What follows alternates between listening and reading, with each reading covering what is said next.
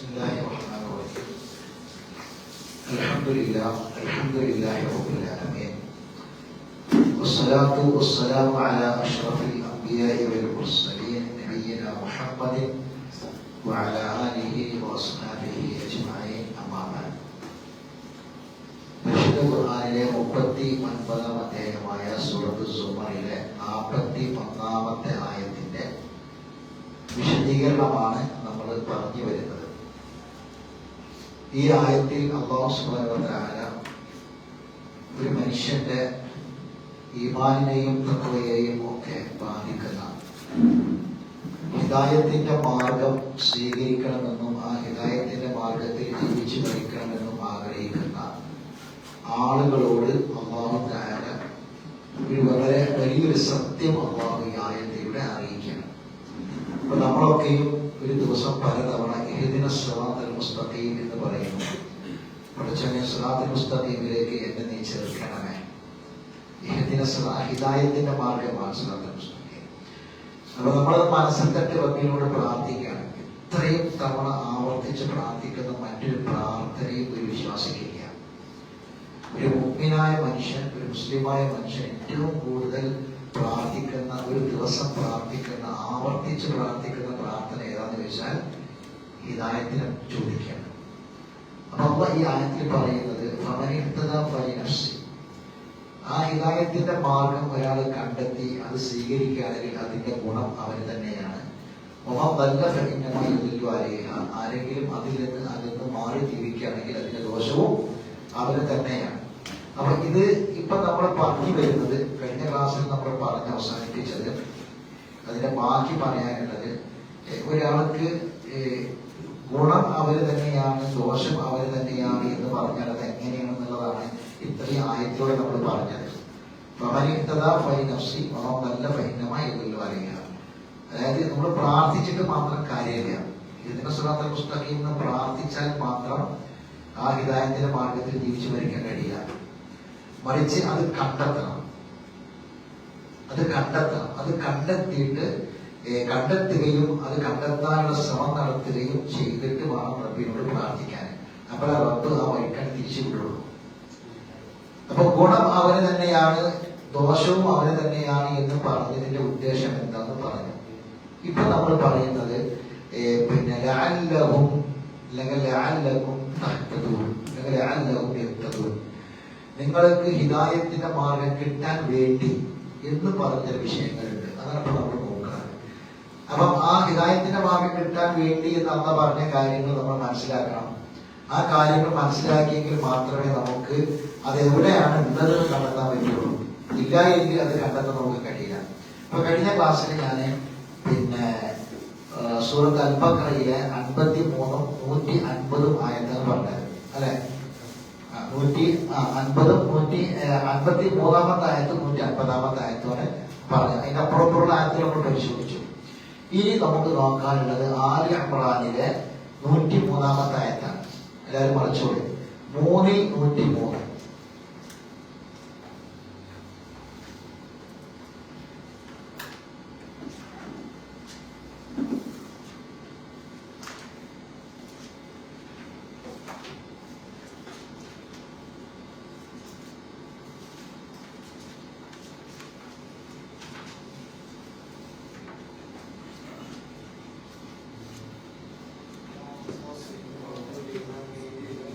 നിങ്ങൾ 98-ാമത്തെ ആയത്ത് മുതൽ ഓതണം. 98-ാമത്തെ ആയത്ത് മുതൽ ഓതണം. ആലി ഇംറാനിലെ 98 മുതൽ ഓതിക്കോളി.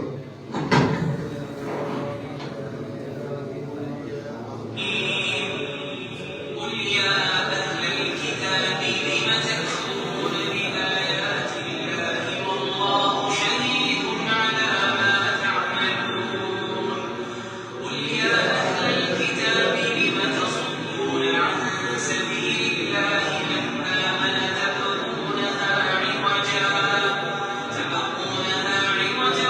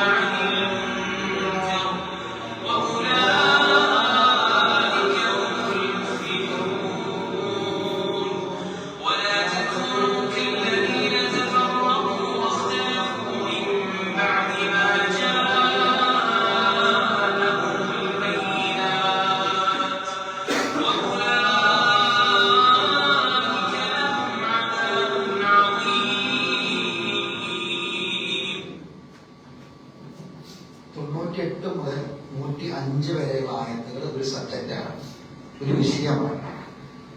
ഇത് നമ്മൾ പറഞ്ഞുകൊണ്ടിരിക്കുന്ന വിഷയവുമായി ബന്ധപ്പെട്ടതാണ്. അതുകൊണ്ടാണ് ഈ ആയത്തിൽ കേൾപ്പിച്ചത്, ഓതാൻ പറഞ്ഞത്. ദുനിയാവിൽ ഗുണമുള്ള ഒരു കാര്യം ഞാൻ കഴിഞ്ഞ ക്ലാസ്സിൽ പറഞ്ഞിരുന്നു, മറന്നിട്ടുണ്ടാവില്ല എന്ന് വിചാരിക്കുന്നു. ദുനിയാവിൽ ഗുണമുള്ള ഒരു കാര്യം നമ്മൾ തേടിപ്പോകും. ദുനിയാവിൽ നമുക്ക് ഗുണമുള്ള ഒരു കാര്യം നമ്മൾ തേടിപ്പോകും. ദുനിയാവിൽ നമുക്ക് ദോഷമാണ് എന്ന് അറിയുന്ന ഒരു കാര്യവുമായി നമ്മൾ സമീപിക്കുക പോലും ചെയ്യില്ല. ഇതാണ് പൊതുവെ ബുദ്ധിയുള്ള ഒരു മനുഷ്യൻ സ്വീകരിക്കുന്ന നിലപാട്. ദുനിയാവിൽ നമുക്ക് ഗുണമുള്ള ഒരു കാര്യമാണെങ്കിൽ അത് എവിടെയെന്ന് തേടിയിട്ട് നമ്മൾ പോയി കണ്ടെത്തിയിട്ട് നമ്മൾ വാങ്ങും. ദുനിയാവിൽ ദോഷമാണ് എന്ന് നമുക്ക് തോന്നുന്ന ഒരു കാര്യം നമ്മളിലേക്ക് വരാതിരിക്കാനുള്ള എല്ലാ ജാഗ്രതയും നമ്മൾ പാലിക്കും. അല്ല, ഇതൊരു മനുഷ്യൻ, ബുദ്ധിയുള്ള ഒരു മനുഷ്യൻ നിലപാടാണ്. ഇവിടെ അള്ളാഹു ഈ ആയത്തിൽ പറഞ്ഞത് ഹിദായത്തിന്റെ മാർഗം നിങ്ങൾക്ക് സ്വീകരിച്ച് ജീവിക്കുക എന്നതിന്റെ ഗുണം നിങ്ങൾക്കുണ്ട്. അത് ഇല്ല എങ്കിൽ അതിന്റെ ദോഷവും നിങ്ങൾക്കുണ്ട്. എങ്കിൽ ആ ദോഷം വരാതിരിക്കാനും ആ ഗുണം എവിടെയാണ് എന്ന് കണ്ടെത്തി സ്വീകരിക്കാനും നമുക്ക് കഴിയുന്നില്ല. അതിന്റെ കാരണം എന്താണ്? അതിന്റെ കാരണം ഈമാനുമായി ബന്ധപ്പെട്ടതാണ്. ഇപ്പോ ഒരു വലിയ വെല്ലുവിളി, കഴിഞ്ഞ ക്ലാസ്സിൽ നമ്മൾ അവസാനം പറഞ്ഞൊരു കാര്യം ഓർമ്മ ഉണ്ടാകും. അതെന്താന്ന് ചോദിച്ചാൽ ഹിദായത്തിന്റെ മാർഗത്തിന്റെ മുന്നിൽ ഒരുപാട് വെല്ലുവിളികളുണ്ട്. ഹിദായത്തിന്റെ മാർഗത്തിൽ നമ്മളിങ്ങനെ ജീവിച്ച് ആഗ്രഹിച്ച് ഇങ്ങനെ പോകുമ്പോൾ ഒരുപാട് വെല്ലുവിളികൾ അതിന്റെ മുന്നിലുണ്ട്. അതിലിപ്പോ ഏറ്റവും പുതിയൊരു വെല്ലുവിളി ഞാൻ പറയാം. ഇപ്പൊ ഏറ്റവും പുതിയ വെല്ലുവിളിയാണ് സർവമത സത്യവാദം. പണ്ടുണ്ടായിരുന്നു. ഇപ്പം സർവമത സത്യവാദം ഒരു പുതിയ രൂപത്തിലും ഭാവത്തിലും വന്നുകൊണ്ടിരിക്കുകയാണ്. ഇത് ആളുകളെ വല്ലാതെ സ്വാധീനിക്കുകയാണ്. പണ്ഡിതന്മാരെ വരെ സ്വാധീനിക്കുകയാണ്, ചെറുപ്പക്കാരെ സ്വാധീനിക്കുകയാണ്, പലരെയും സ്വാധീനിക്കുകയാണ്. സർവമതം സത്യം, എല്ലാ മതങ്ങളും സത്യമായി ഏതെങ്കിലും ഒരു മതം സ്വീകരിച്ചാൽ മതി. ഈ ഭാഷയിൽ പറഞ്ഞാൽ ഹിദായത്ത് കിട്ടും. ഈ ആയത്തിന്റെ ഭാഷയിൽ പറഞ്ഞാൽ ഏതെങ്കിലും ഒരു മതങ്ങൾ സ്വീകരിച്ചാൽ മതി. ആ മതം സ്വീകരിച്ചാൽ എല്ലാ മതവും ആരെന്താണ്? ദൈവത്തിൽ എന്നുള്ളതാണ്. അതുകൊണ്ട് ഏതെങ്കിലും ഒരു മതത്തെ സ്വീകരിച്ചാൽ മതി. ആ മതം സ്വീകരിച്ചാൽ അവർ ഹിദായത്തിന്റെ മാർഗത്തിലായതാണ്. ഹിദായത്തിന്റെ മാർഗത്തിലായി എന്നുള്ളത് ഞാൻ ഈ ആയത്തിന് ബന്ധപ്പെട്ട പദം പ്രയോഗിച്ചത്. അതാണ് ഇവിടെ പ്രചരിപ്പിച്ചുകൊണ്ടിരിക്കുന്നത്. ഇപ്പൊ കഴിഞ്ഞ ദിവസം ഒരു മുസ്ലിം കുട്ടിയുടെ ഒരു പ്രസംഗം സോഷ്യൽ മീഡിയയിലൊക്കെ വ്യാപിച്ചിട്ടുണ്ട്. അപ്പൊ അവനെ ഈ ഭഗവത്ഗീതയും അതുപോലെ തന്നെ പുരാണങ്ങളും ഒക്കെ എടുത്തിട്ട് ഇങ്ങനെ പറഞ്ഞ് ആയത്തുകളൊക്കെ ഇങ്ങനെ കോട്ട് ചെയ്തിട്ട് ഇബ്രാഹിം നബി ബ്രാഹ്മണനാണെന്നൊക്കെ പറഞ്ഞിട്ട് പ്രസംഗിക്കുന്ന ഒരു ക്ലിപ്പുണ്ട്. അത് വളരെ വ്യാപകമായി പ്രചരിച്ചുകൊണ്ടിരിക്കുകയാണ്. എന്നിട്ട് അതിന് ഭയങ്കരമായ ലൈക്കും സ്വീകാര്യതയൊക്കെ കൊടുക്കുന്നത് മുസ്ലിമീങ്ങൾ എന്ന് പറയുന്ന ഇഹ്ദിന സിറാത്തൽ മുസ്തഖീം ഓതി 5 നേരം നിസ്കരിക്കുന്ന ആൾക്കാരാണ്. എന്തുകൊണ്ടാണെന്ന് വെച്ചാൽ ഈ പറഞ്ഞതിന്റെ ഗൗരവം എന്താണ് എന്ന് അറിവില്ലാത്തവരാണ്. ഇതിന് കേൾക്കുമ്പോൾ നമുക്ക് തോന്നും ആ ശരിയാണല്ലോ, അപ്പൊ കിടക്കട്ടല്ലേക്ക്. നമ്മൾ അതിനെപ്പറ്റി കഴിയുമ്പോൾ നമുക്കില്ല, എന്താണെന്നറിയില്ല. എത്രമാത്രം ഗൗരവമുള്ള വാക്കാണ് ആ പറഞ്ഞത്. ഞാൻ ഈ ആയത്തുകളുടെ അർത്ഥം മാത്രം ഒന്ന് പറയാം. ഇപ്പൊ ഓദ്യ ആയത്തിന്റെ അർത്ഥം മാത്രം. ഈ ആയത്തിൽ അള്ളാഹു പറയുന്ന കാര്യം എന്താണ്? എല്ലാ മതങ്ങളും സത്യമാണെന്നാണോ? അതല്ല, അള്ളാഹു സുബ്ഹാനഹു വ തആല പ്രവാചകന്മാരെ നിയോഗിച്ചുകൊണ്ട് ഈ ഭൂമിയിലേക്ക് അയച്ചിട്ടുള്ള ഈ ദീനിന്റെ സന്ദേശങ്ങളെ കാലാകാലങ്ങളിൽ മനുഷ്യന്മാരെ വളച്ചൊടിച്ച് വികൃതമാക്കിയിട്ടുണ്ടോ എന്നതാണ്. അള്ളാഹു തആല പ്രവാചകന്മാരെ പറഞ്ഞു വെച്ചാൽ ആ പ്രവാചകന്മാർക്കൊക്കെ കൊടുത്ത സന്ദേശം ഒന്നാണ്. മതങ്ങളില്ല, ഒരൊറ്റ മതേ ഉള്ളൂ. ആ മതമാണ് ഇസ്ലാം. അള്ളാന്റെ മതം, ദൈവിക മതം ഒരൊറ്റേ ഉള്ളൂ. അതേതാണ്? ഇസ്ലാമാണ്. ബാക്കിയുള്ള എല്ലാ മതങ്ങളും ഇസ്ലാം എന്ന മതത്തിനെ വക്രീകരിച്ച് അങ്ങനെ പല ഭാഗങ്ങളായി പിരിഞ്ഞു പോയതാണ്. എന്നിട്ട് ഇതെല്ലാം തന്നെ എന്ന് പറഞ്ഞാൽ എങ്ങനെ? അതിനൊരു ഉദാഹരണമാണ് ഈ ആയത്ത്. ഞാൻ വായിക്കാം. 98-ാമത്തെ കൈവച്ചോടെ. ഖുർആൻ പഠിക്കുന്ന ആൾക്കാർക്ക് എന്തൊക്കെ ആവശ്യമാണ് നോട്ട് ചെയ്ത് വെക്കണം. കുറച്ച് ധാരണ നമുക്ക് ഈ വിഷയത്തിലൊക്കെ ഉണ്ടാകണം. കാരണം ഇങ്ങനെയൊക്കെ പറയുമ്പോൾ സോഷ്യൽ മീഡിയയിലൊക്കെ ഇടപെടുന്ന ആൾക്കാർ നമ്മൾ വെറും ലൈക്ക് അടിക്കുന്ന ആൾക്കാർ മാത്രമായാൽ പോരാ. ഇത്തരം കാര്യങ്ങൾ ഇപ്പോഴത്തെ അവസ്ഥ അറിയാം. അവനെ കൊണ്ടൊക്കെ കഴിയണമായൊക്കെ ഈ ദീനിനെ തകർക്കാനുള്ള ശ്രമം ഓരോരുത്തരും നടത്തുന്നത്. അവനെ കൊണ്ട് എങ്ങനെയൊക്കെ ഈ ദീനിനെ തകർക്കാൻ പറ്റും അതൊക്കെ ചെയ്തു കൊടുക്കുക. പക്ഷെ പലരും ഇത് ദീനിനെ തകർക്കാണ്, ദീനിന് എതിരാന്ന് പോലും അറിയില്ല. അതുകൊണ്ട് ഖുർആൻ പഠിക്കുന്ന നമ്മളെങ്കിലും ഇതൊക്കെ നടത്തി വെക്കണം. എങ്കിലും നമുക്ക് ഈ നമ്പറൊക്കെ കോട്ട് ചെയ്ത് ആരെങ്കിലും ഇത് പറയുമ്പോൾ പറഞ്ഞു കൊടുക്കാൻ പറ്റുള്ളൂ. ശ്രദ്ധിക്കുക, നബിയെ പറയാ, നബിയോട് പറയാണ് എല്ലാ മതങ്ങളും സ്വീകരിച്ചോളി, എല്ലാ മതങ്ങളും സത്യമാണെന്ന് പാടാൻ പറഞ്ഞത്. അതല്ല, എന്താ പറഞ്ഞത്? യാ അഹ്ലൽ കിതാബ്, വേദഗ്രന്ഥക്കാരെ. ആരെ സംബോധന? വേദഗ്രന്ഥക്കാരേതാണ്. വേദഗ്രന്ഥങ്ങൾ ആര് കൊടുത്തതാണ്? അള്ളാഹ് കൊടുത്തതാണ് അല്ലെ? ഇവരെ വാക്ക്, ഇവരുടെ സമീപനം, ഇവരുടെ നിലപാട് പ്രകാരം ഏത് വേദഗ്രന്ഥത്തിന്റെ ആൾക്കാർ പറഞ്ഞതും സത്യമാണ് അല്ലെ? എങ്കിൽ അള്ളാഹ് പറയാണ്, വേദഗ്രന്ഥക്കാരെ, നിങ്ങൾ എന്തിനാണ് അള്ളാഹുവിന്റെ വചനങ്ങളെ നിഷേധിക്കുന്നത്? അള്ളാഹുവിന്റെ വചനങ്ങൾ നിങ്ങൾ എന്തിന് നിഷേധിക്കുന്നു? വല്ലാഹു ഷഹീദുൻ അലാ മാ തഅമലൂൻ, നിങ്ങൾ പ്രവർത്തിക്കുന്നതിനെല്ലാം അള്ളാഹ് സാക്ഷിയാണ്. ഇത് പറയുന്നുണ്ടെങ്കിൽ അതിന്റെ അർത്ഥം എന്താ? ആരെ വിളിച്ചത്? വേദഗ്രന്ഥക്കാരെ വിളിച്ചിട്ട് അള്ളാഹ് എന്താ ചോദിക്കുന്നത്? എന്തിനാണ് നിങ്ങൾ അള്ളാന്റെ വചനങ്ങളെ നിഷേധിക്കുന്നത്? അപ്പൊ അള്ളാഹുവിന്റെ വചനങ്ങളെ നിഷേധിക്കുന്ന ഗ്രന്ഥത്തിന്റെ ആൾക്കാരുണ്ട്, മനസ്സിലായില്ലേ? മതക്കാരുണ്ടെന്ന് മനസ്സിലായില്ലേ? ഈ ചോദ്യം അള്ളാന്റെ ചോദ്യമാണ്. വേദഗ്രന്ഥത്തിന്റെ ഉടമ ആരാ? അള്ളാഹ് ഇറക്കിയതാണ് അല്ലെ? എങ്കിൽ ആ വേദഗ്രന്ഥക്കാർ എന്നറിയപ്പെടുന്ന ആൾക്കാർ അള്ളാഹുവിന്റെ പല വചനങ്ങളെയും നിഷേധിക്കുന്നുണ്ട്. ആ നിഷേധിക്കുന്നവരെ സ്വീകരിച്ചാൽ ഹിദായത്തിന്റെ മാർഗം കിട്ടുമോ? ഇല്ല. 2, ഈ തീർന്നില്ല, ചോദിക്കാണ്. നബിയെ ചോദിക്കുക. ഈ ചോദ്യമൊക്കെ നബിനോട് ചോദിക്കാൻ പറഞ്ഞ കാര്യത്തെ നമുക്ക് ചോദിക്കാനുള്ള ചോദ്യമാണ്. ഈ നബിയിൽ തീർന്നു വിചാരിക്കണ്ട. ഈ ഒക്കെ നമ്മളോട് ചോദിക്കുക. ഖുർആന്റെ ആൾക്കാരായി നമ്മൾ ജീവിക്കുമ്പോൾ ഇങ്ങനെയുള്ള കാര്യങ്ങളൊക്കെ നമ്മൾ ഇടപെടണം. ഇടപെട്ടിട്ട് നമ്മൾ ചോദിക്കണം. ഈ ചോദ്യം നമ്മൾ ചോദിക്കണം. നമ്മളും അത് ഓക്കെ എന്ന് പറഞ്ഞ വിടല്ല വേണ്ടത്. ഈ ചോദ്യം നമ്മളോടൊക്കെ ചോദിക്കാൻ പറഞ്ഞ ചോദ്യമാണ്. എന്താണ്? യാ അഹ്ലൽ കിതാബ്, വീണ്ടും വേദഗ്രന്ഥക്കാരെ, ലിമ തസുദ്ദൂന അൻ സബീലില്ലാഹ്, അല്ലാഹുവിന്റെ മാർഗ്ഗത്തിൽ നിന്ന് നിങ്ങൾ എന്തിനാണ് ജനങ്ങളെ തെറ്റിക്കുന്നത്? ലിമ തസുദ്ദൂന അൻ സബീലില്ലാഹ്, ആരെയാണ് തെറ്റിക്കുന്നത് അറിയോ? മൻ ആമന, വിശ്വാസികളായ ആൾക്കാരെ. വിശ്വാസമുള്ള ആൾക്കാരെ എന്തിനാണ് നിങ്ങൾ അള്ളാന്റെ മാർഗത്തിൽ നിന്ന് തെറ്റിച്ചു കൊണ്ടുപോകുന്നത്? അതിനെ, അള്ളാഹുവിന്റെ ആ മാർഗത്തെ വളച്ചൊടിക്കാൻ ശ്രമിച്ചുകൊണ്ട്, അള്ളാഹുവിന്റെ ആ മാർഗത്തെ വളച്ചൊടിക്കാൻ ശ്രമിച്ചുകൊണ്ട് എന്തിനാണ് നിങ്ങൾ ഈമാനുള്ള വിശ്വാസികളെ നിങ്ങൾ തെറ്റിക്കുന്നത്? അള്ളാഹുവിന്റെ ചോദ്യമാണ്. ബാക്കി, നിങ്ങൾ അതിന് സാക്ഷികളാണ്. വേദഗ്രന്ഥത്തിന് സാക്ഷികളായ ആൾക്കാരാണ്.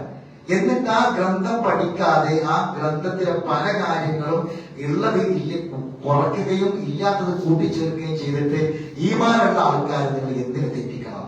വല്ലാഹു ബിഗാഫിലിൻ അമ്മാ തഅമലൂൻ, നിങ്ങൾ പ്രവർത്തിക്കുന്നതിനെ പറ്റി അല്ലാഹു അശ്രദ്ധനല്ല. ഒന്നാമത്തെ ആയത്തിൽ നിങ്ങൾ പ്രവർത്തിക്കുന്നതിനെ കുറിച്ച് അള്ളാഹു സാക്ഷിയാണ്. രണ്ടാമത്തെ ആയത്തിൽ നിങ്ങൾ പ്രവർത്തിക്കുന്നതിനെ കുറിച്ച് അള്ളാഹു അശ്രദ്ധനല്ല. അപ്പൊ എല്ലാ വേദവും ശരിയാണെന്നാ പറഞ്ഞത്? എല്ലാ വേദക്കാരും പറഞ്ഞാൽ ശരിയാണെന്നാ പറഞ്ഞത്? ഏതെങ്കിലും വേദം സ്വീകരിച്ച റെഡിയാവുന്നാ പറഞ്ഞത്? അല്ല. അപ്പൊ മതങ്ങൾ എന്ന പേരിൽ അറിയപ്പെടുന്ന പലതും എന്തായിട്ടുണ്ട്? അതിന്റെ തനിമയിൽ നിന്ന് മാറിപ്പോയിട്ടുണ്ട്. അതിന്റെ ദൈവീകത നഷ്ടപ്പെട്ടു പോയിട്ടുണ്ട്. അതിൽ കൈകടത്തലുകൾ ഉണ്ടായിട്ടുണ്ട്. ബാക്കി, യാ അയ്യുഹല്ലദീന ആമനൂ, അപ്പൊ ഇനി നമ്മളോടാണ് ഈ ഈമാനുള്ളവരെ. ഇതിന്റെ ഗുണം നമുക്കാണ്, ദോഷവും നമുക്കാണ്. മനസ്സിലായില്ലേ? ഇതിങ്ങനെ പറഞ്ഞാൽ എന്തായി? ഹിദായത്തിന് മാർഗത്തിൽ പോയി ഏതൊക്കെ ഒന്ന് സ്വീകരിച്ചാൽ മതി എന്ന് പറഞ്ഞാൽ യാ അയ്യുഹല്ലദീന ആമനൂ, ശക്തമായ താക്കീത് മുന്നറിയിപ്പാണ്. യാ അയ്യുഹല്ലദീന ആമനൂ, ഈമാനോടുകൂടി ജീവിച്ച് ഈമാനോടുകൂടി മരിക്കണം എന്ന് ആഗ്രഹിക്കുന്നവരെ എന്നാണ് വീണ്ടും ഉത്തരം. യാ അയ്യുഹല്ലദീന ആമനൂ, മുഅ്മിനീങ്ങളെ എന്ന് വിളിച്ച ഒരാൾ മുഅ്മിനായപ്പെടാം, ഒരാൾ മുഅ്മിനാണോ അല്ലെങ്കിൽ തീരുമാനിക്കപ്പെടുന്ന സമയപ്പെടാം. മരിക്കുന്ന സമയത്ത് ഈമാൻ അവൻ മുഅ്മിൻ, നമ്മൾ മുസ്ലിമാന്ന് പറഞ്ഞാൽ മതി. പക്ഷെ മുഅ്മിനാന്ന് പറഞ്ഞ ഒരാള് മുഅ്മിനാണ് എന്ന് തീരുമാനിക്കപ്പെടണമെങ്കിൽ മരിക്കണം. മരിക്കവ ഈമാൻ കിട്ടിയ ഒരാൾ മുഅ്മിൻ. അള്ളാഹ് പറഞ്ഞ ഈമാനുള്ളവരെ എന്ന് വിളിച്ചതിന്റെ അർത്ഥം ഈമാനോടുകൂടി ജീവിച്ച് ഈമാനോടുകൂടി മരിക്കാൻ ആഗ്രഹിക്കുന്നവരെ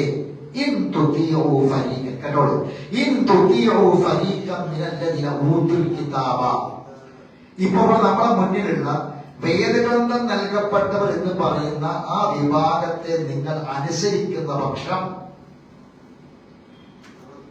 നിങ്ങൾ അത് റെഡിയാണ്, അതെല്ലാം ശരി തന്നെയാണ്, അതൊക്കെ എല്ലാം റെഡിയാണ്, എല്ലാം ശരിയാണ് എന്ന് നിങ്ങൾ പറയുന്നതെങ്കിൽ ഈമാനുള്ളവരാണോ നിങ്ങൾ എങ്കിൽ കേട്ടോളൂ, ഈമാനിക്കും കാഫിരീൻ, നിങ്ങളെ ഈമാനിന് ശേഷം നിങ്ങളെ കാഫിറുകളാക്കി അവർ മാറ്റിയേക്കും. മുഅ്മിനീങ്ങൾ ആരാക്കി മാറ്റും? കാഫിറാക്കി മാറ്റിയേക്കും. യറുദ്ദൂക്കും ബഅദ ഈമാനിക്കും കാഫിരീൻ. അപ്പൊ എവിടേക്കാ പോണത്? എല്ലാ വേദഗ്രന്ഥങ്ങളും സത്യമാണ് എന്ന് പറഞ്ഞാൽ എവിടേക്കാ പോണത്? കുഫറിലേക്കാ പോണത്. കുഫറുള്ള കാര്യമാണത്. ഒരാൾ കുഫറിലേക്കാ പോകുന്നത്, ഈമാൻ നഷ്ടപ്പെട്ട് കുഫറിലേക്ക് പോകുന്ന കാര്യമാണ്. ഇത് മുഅ്മിനീങ്ങൾ അല്ലാഹു തആല ശക്തമായി താക്കീത് പറയുന്നത്. ബാക്കി നിങ്ങൾക്ക് എങ്ങനെ നിഷേധിക്കാൻ കഴിയും? നിങ്ങൾക്ക് എങ്ങനെ അവിശ്വാസികളാകാൻ കഴിയും? അത് ഡയറക്റ്റ് ചോദ്യമാണ്.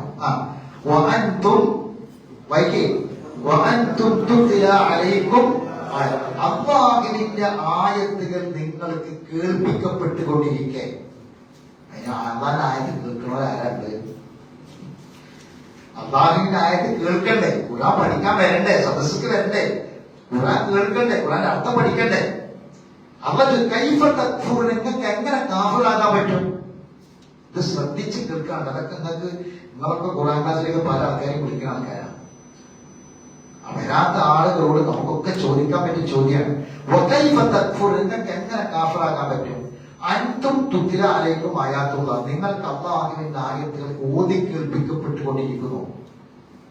അപ്പൊ അല്ലാഹുവിന്റെ ആയത്തുകൾ ഓതി കേൾപ്പിക്കപ്പെടുന്നത് കേൾക്കണില്ലെങ്കിൽ എന്താ ഉണ്ടാകാം? കുഫറിലേക്ക് പോവുക ചെയ്യാം. ബാക്കി വഫീക്കും റസൂലും, നിങ്ങൾക്കിടയിൽ അല്ലാഹുവിന്റെ റസൂലും ഉണ്ട് എന്ന് പറഞ്ഞാല് ഹദീസും ഉണ്ട്. ഇത് അന്ന് മാത്രം, അന്നത്തെ ആ കൗമിന് മാത്രമുള്ളതാണോ? അല്ല, ഖിയാമത്ത് നാൾ വരെ കേൾക്കുന്നതാണ്. അള്ളിയുണ്ട്, റസൂലുണ്ട്. അള്ളാന്റെ ഖുർആനുണ്ട്, റസൂലിന്റെ ഹദീസുണ്ട്. ഇത് രണ്ടും ഉണ്ടായിരിക്കെ നിങ്ങൾ എങ്ങനെ അവിശ്വാസികളാകും? ബാക്കി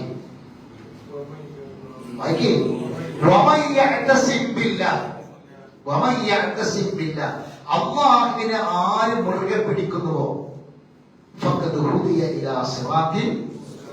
സിറാത്തുൽ മുസ്തഖീമിലേക്ക് അവൻ ചേർക്കപ്പെടും. ഇതിനെ സിറാത്തുൽ മുസ്തഖീം എന്ന് പ്രാർത്ഥിച്ചാൽ അതിന്റെ ഉത്തരമായി പറഞ്ഞത്. ഹിദായ സിറാത്തുൽ മുസ്തഖീം എന്ന് പ്രാർത്ഥിക്കുന്നവർക്കുള്ള ജവാബാണ് മുസ്തഖീം. അപ്പൊ ഇവിടെ ചിന്തിക്കണം, അള്ളാഹുവിനെ മുറുകെ പിടിക്കാമെന്ന്.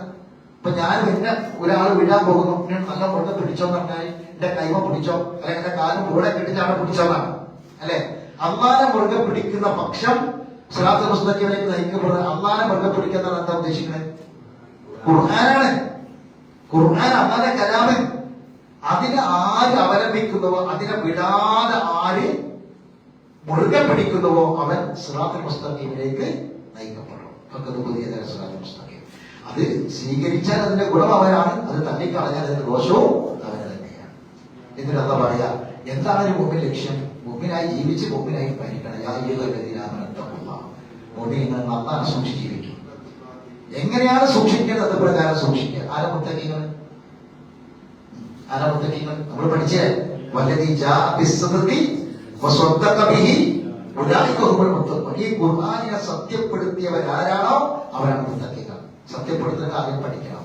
ഖുർആൻ പഠിക്കുന്നവരാരാണോ അവരാണ് മുത്തഖീങ്ങൾ. അപ്പൊ ഹഖ തുഖാത്തി എന്ന് പറഞ്ഞാല് തഖ്വയുടെ മുറപ്രകാരം നിങ്ങൾ തഖ്വയുള്ളവരാകുക എന്ന് പറഞ്ഞാല് എവിടുന്നാണോ തഖ്വ ഉണ്ടാക്കേണ്ടത്, എങ്ങനെയാണോ മുത്തഖിയാകേണ്ടത്, അതേമാതിരി ഒറിജിനൽ മുത്തഖികളാകേണ്ടത്. അർത്ഥം അത് എന്തിനാണ്? പല തമൂത്തുന്ന ഇല്ലാവായിട്ടോ മുസ്ലിമായിട്ടല്ലാതെ മരിക്കേണ്ടത്.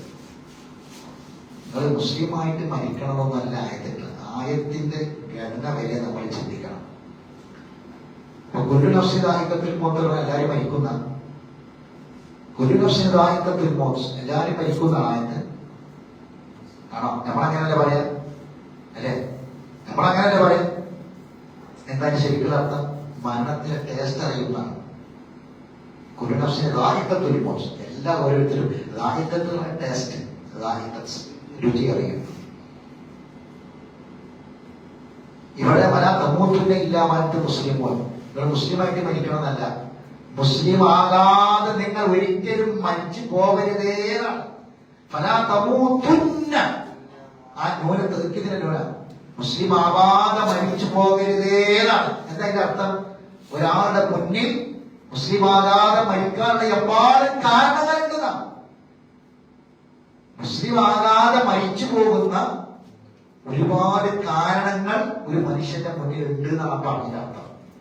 അതാണ് പല തമൂത്തുന്ന എല്ലാ വെള്ളിയാഴ്ച ഇമാമാര് ഓർപ്പിക്കുന്നത്. അതാണ് മുസ്ലിമായിട്ട് മരിക്കണമെന്നല്ല, ആ ശൈലിയല്ല അല്ല പറഞ്ഞത്. മുസ്ലിം ആയിക്കൊണ്ടല്ലാതെ നിങ്ങൾ ഒരിക്കലും മരിച്ചു പോകരുതേ എന്നാണ്. പല തമൂത്തുന്ന ഇല്ലാവാത്ത മുസ്ലിം ഒരുപാടോ ദീനത തെറ്റിപ്പോകുമ്പോൾ നമ്മൾ ഹിദായത്തിന്റെ മാർഗം തെറ്റിപ്പോകും. അതാണ് മുസ്ലിം ആവാതെ മരിച്ചു പോകുമെന്ന് പറഞ്ഞാൽ വളരെ ഗൗരവമുള്ള കാര്യമാണ്. വീണ്ടും വന്ന പറയാം, അതാ ഞാൻ പറഞ്ഞ വലിയ സബ്ജക്റ്റാണ് ഈ ആയത്തൊക്കെ. അള്ളാന്റെ കയറ് മുറുകെ പിടിച്ചോളി. അള്ളാന്റെ കയറേതാ? അള്ളാന്റെ കയറേതാ? നബി പറഞ്ഞിട്ട് ഇതിന്റെ വിശദീകരണങ്ങൾ. അള്ളാഹു ആകാശത്ത് ഒരു കയറ് കണ്ടിട്ടാണ്. ഒരു അറ്റം അള്ളാന്റെ കയ്യിൽ, മറ്റേ അറ്റം നമ്മളോട് പിടിക്കാൻ പറഞ്ഞിട്ടുണ്ട്. ആ അറ്റം ആരൊക്കെ പിടിച്ചോ അവരൊക്കെ രക്ഷപ്പെടും. മനസ്സിലാക്കി പറഞ്ഞേ? അള്ളാഹുവിന്റെ ഖുർആൻ അള്ളാഹ് പറയുകയാണെങ്കിൽ അള്ളാഹ് ആകാശത്തെ ഒരു കയറാണ്, അതിന്റെ ഒരു അറ്റം അള്ളാന്റെ കയ്യിലാണ്, മറ്റേ അറ്റം നമ്മൾ പിടിക്കണം. പിടിച്ചവരൊക്കെ രക്ഷപ്പെടും, എല്ലാത്തിനും പോകും.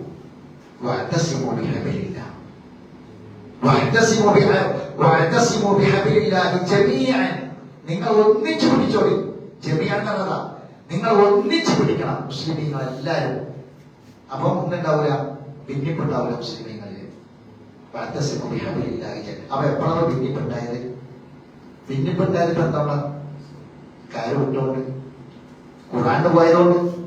ഖുർആന് പോകുമ്പോഴാണ് ഭിന്നിപ്പുണ്ട്. അപ്പൊ ഐക്യപ്പെടണം അല്ലെ? മുസ്ലിമീങ്ങളൊക്കെ ഐക്യപ്പെടണം. ഇന്ത്യ രാജ്യം അങ്ങനെയാണ്. ഇന്ത്യ രാജ്യത്ത് ഭയങ്കര പ്രശ്നമാണ്, ഭയങ്കര പീഡനമാണ്, ഭയങ്കര മുസ്ലിമീങ്ങളൊക്കെ ഒരുമിക്കേണ്ട സമയമാണ് എന്നൊക്കെ പറയണം. ഇനി എങ്ങോട്ടാ ഒരുമിക്കേണ്ടി? എവിടേക്ക് ഒരുമിക്കേണ്ടി? എല്ലാരും ഒടുക്ക് വരണം. പാർട്ടി ഓഫീസൊക്കെയല്ല, എല്ലാരും ഒടുക്കാറുണ്ട്. ഖുർആനിലേക്ക് വരണം. അപ്പോഴാണ് ഐക്യപ്പെടുക. അതാണ് ഐക്യം. അള്ളാഹ് പറഞ്ഞ ഐക്യത. എല്ലാരും കൂടി ഒരു സ്ഥലത്ത് ഇങ്ങനെ വന്ന് ഒരുമിച്ച് കൂടി നിന്നാല്, ഒരു മൈതാനത്ത് എല്ലാവരും കൂടി വന്ന് ഒരുമിച്ച് നിന്നാല് അത് ഐക്യം എന്ന് പറയില്ല. ഐക്യം അള്ളാന്റെ ഹബിലുമനാണ്. ഭിന്നിക്കരുത്. വധുക്കൂട് നിങ്ങൾ ഓർക്കണം. നിഅമത്തുല്ലാഹി അലൈക്കും, അള്ളാഹ് നിങ്ങൾക്ക് തന്ന നിഅമത്ത് ഓർക്കണം. ഏതാ? അള്ളാഹ് പൂർത്തിയാക്കിയ നിഅമത്ത് ഏതാ? അലിയം അക്മത്തിലേക്കും നിഅമത്ത്, അലിയം അക്മത്തിലേക്കും ദീനക്കും അക്മത്തു അലൈക്കും നിഅമതി. ആ നിഅമത്ത് ഏതാ? ആ നിയമത്ത് നിങ്ങൾ ഓർക്കണം. എന്താ കാരണം? ആ നിയമത്തെ കിട്ടുന്നതിന് മുമ്പ് പല കക്ഷികളായിരുന്നു അല്ലെ? കുറേശികൾക്ക് എന്തായിരുന്നു? ഓരോ ഗ്രൂപ്പ്, ഓരോ വിഭാഗങ്ങൾ, ഓരോ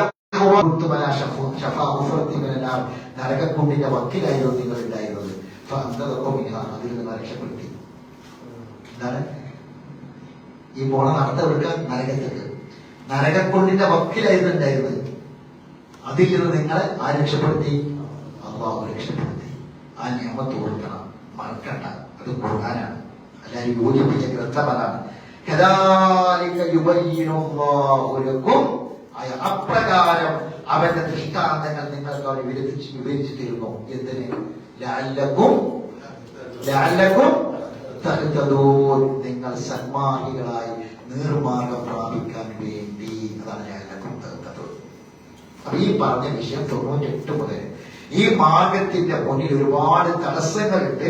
ആ തടസ്സങ്ങളെ മനസ്സിലാക്കിയിട്ട് മുന്നോട്ട് പോകാൻ സാധിക്കണം. അപ്പോ അതിന്റെ ഗുണം നമുക്ക് കിട്ടും, ഇല്ല എങ്കിൽ ദോഷവും നമുക്ക് തന്നെയാണ്. എന്നിട്ട് അമ്മ പറയാം, അതുകൊണ്ട് എന്താ വേണ്ടത്? ഉമ്മത്ത്, നിങ്ങളൊരു സമുദായമായി തീരണം. ഹൈറിലേക്ക് ക്ഷണിക്കുന്ന. എങ്ങനെ? ശ്രദ്ധിക്കണം, ശ്രദ്ധിക്കണം. ഹൈറിലേക്ക് ക്ഷണിക്കുന്ന വിഭാഗം. എന്താ ഹൈർ? ഖുർആനാണ്. മുത്തഖിയായ മനുഷ്യൻ മരിക്കുന്ന സമയത്ത് മലക്കൾ ചോദിക്കുന്ന ചോദ്യം ഖുർആനിലുണ്ട്. മാതാ അൻസല റബ്ബുക്കും, റബ്ബന്റെ ഇറക്കി തന്നതെന്ന്. കാലു ഹൈറ. വെറുതെ പറയാം, അല്ല ഇറക്കി തന്നത് ഖുർആനാന്നല്ല, വെറുതെ പറയാം ഹൈറാണ്. അപ്പൊ ഖുർആനാണ് ഏറ്റവും വലിയ ഹൈറ്. അത് ഹൈറാന്ന് അറിഞ്ഞാൽ പറയാൻ പറ്റുള്ളൂ. മരിക്കുന്ന സമയത്ത് മലക്കൾ ചോദ്യമാണ് കാലു ഹൈറ. അപ്പൊ നമ്മൾ ഏത് ഉമ്മത്താക്കണം? ഹൈറിലേക്ക് ക്ഷണിക്കുന്ന ഉമ്മത്ത്, ഖുർആനിലേക്ക് ക്ഷണിക്കുക. നമ്മൾ ആരൊക്കെ ക്ഷണിക്കലുണ്ട്? ആത്മാർത്ഥമായിട്ട് മനസ്സിൽ തട്ടിയിട്ടൊന്ന് പറയും. ഇന്നത്തെ ഖുർആൻ ക്ലാസ്സിൽ ഞാൻ ചോദിക്കട്ടെ, ഇന്നത്തെ ഖുർആൻ ക്ലാസ്സിലേക്ക് നമ്മൾ പേഴ്സണലായിട്ട് എത്ര ആൾക്കാർ ക്ഷണിച്ചു?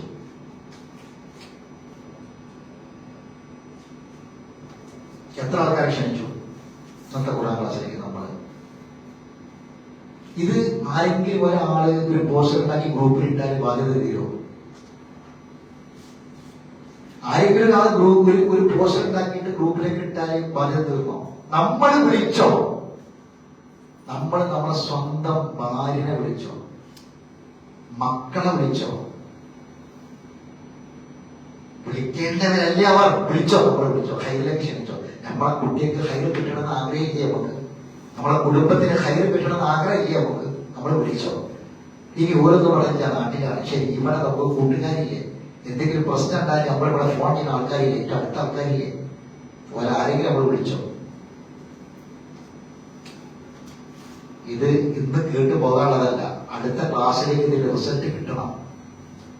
ഒരു മെസ്സേജ് നമ്മൾ കണ്ടാൽ നമ്മൾ ആ മെസ്സേജ് കണ്ട് ഫോർവേഡ് ചെയ്ത് അത് നമ്മൾ ഏതെങ്കിലും വ്യക്തിപരമായി നമ്മൾ ആളുകളിലേക്ക് എത്തിക്കാൻ ഒരു നമ്പർ നമ്മളെ കയ്യിൽ ആ കോൺടാക്റ്റിൽ വിളിക്കാൻ വിളിക്കണം. നമ്മൾ അല്ല പറഞ്ഞ ക്വാളിറ്റിയെ കൂടാതെ ആ ക്വാളിറ്റി നമുക്ക് ഉണ്ടാ നോക്കുക. ആ ക്വാളിറ്റി നമുക്ക് ഇല്ലെങ്കിൽ നമ്മളെ ഗ്രേഡ് കുറയും, അള്ളാഹിലേക്ക് നമ്മുടെ മാർക്ക് കുറയും. ഇതുപോലെ നന്മ കൽപ്പിക്കും. ഹൈറിലേക്ക് വിളിക്കുന്നവനെ എന്ത് ചെയ്യാൻ കഴിയുള്ളൂ? നന്മ കൽപ്പിക്കാൻ പറ്റുള്ളൂ, അല്ലെ? അത് ചെയ്യല്ലേ, അത് പാടില്ല. ഒരു തിന്മ വിരോധിക്കും, ആ തിന്മ ചെയ്യല്ലേ, ചെയ്യാൻ പാടില്ല എന്ന് പറയും. അവനാണ് വിജയിച്ചവർ. വിജയിക്കട്ടെ.